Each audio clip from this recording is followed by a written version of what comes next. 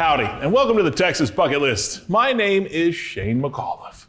We've all heard how newspapers across the country are having a hard time in a digital world of constant content. Trust me, I can tell you firsthand, it's a lot to keep up with. But keeping up with your local news is extremely important, and for some folks in East Texas, they've had a reliable source for that news for a very long time.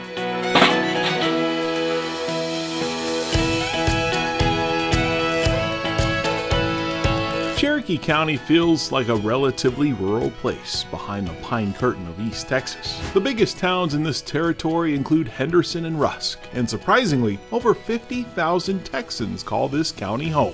While stopping at All-Star Barbecue to talk baseball and local politics is popular in these parts, it's not the official news source for the area. Instead, they rely on a weekly paper that's been a part of the community for 175 years. We're proud of the paper and we're proud of what it's done for all these years. John Hawkins owns the Cherokeean Herald, which is the state's oldest weekly paper. It's unbelievable how many people just really rely on that. With his wife Penny by his side, the couple has poured their heart and soul into this periodical, and both have been here for a substantial period of their lives. We've been associated with it for 40 years. Yeah. Just we had never jumped in the fire. The previous owners have passed away, and I can see why. It's a little stress, huh? Yeah. Originally a fourth-generation Houstonian, John moved here in the early 80s after being tired of the big old city. Never expected to stay here this long. I mean, this was a job, when I first came, $6 an hour, but I needed a job. John quit once to try to advance his career. Occasionally you have to leave East Texas to make a living. I did. Ended up working for some television stations and came back to work here. Then he quit again. The third time I quit, my boss said, "John, you'll always have a job with me." I said, "Boss, it's been 3 times. There's not going to be 4. And then I end up owning it. Go figure that one out.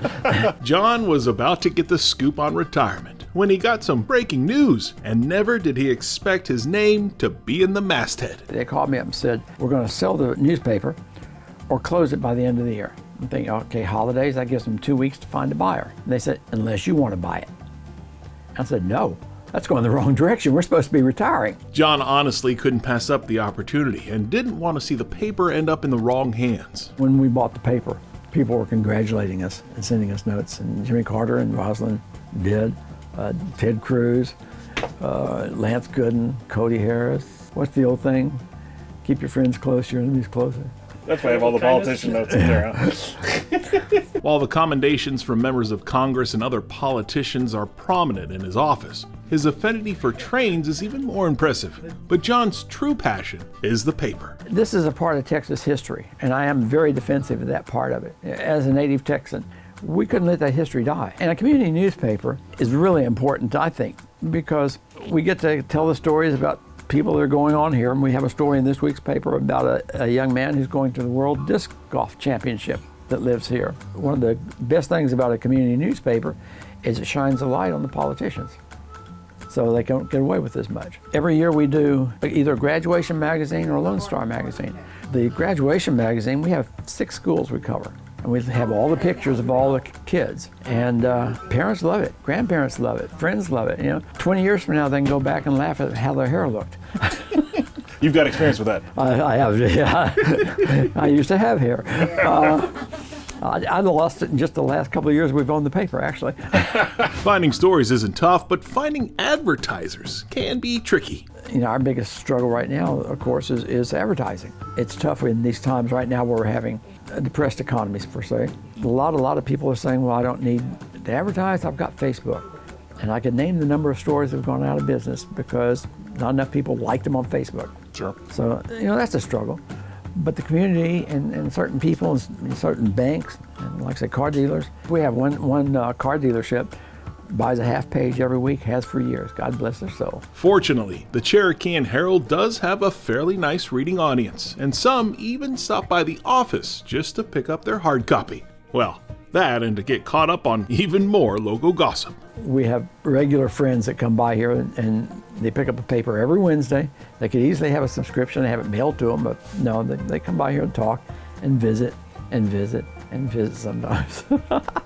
We love it though. Whether in person or through the paper, having a personal connection with the people of Cherokee County is what the Cherokeean is all about. We're not making any money. This is I hate to say it really is doing it for the community, doing it for Cherokee County and doing it for the state of Texas. And it's something we're proud to be a part of, very proud. It'd be nice to make a profit. That would be cool. Wouldn't have to eat rice all the time.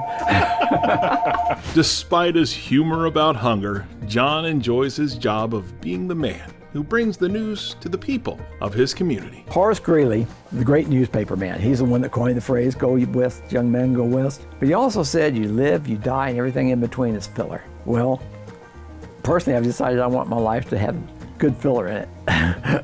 You want to have fun in life. So I think it's all about that. So the next time you're in Cherokee County, pick up the local paper to see the latest news in this neck of the woods of East Texas. We're just very proud to be a part of Texas history, and we're proud to be able to keep this heritage alive.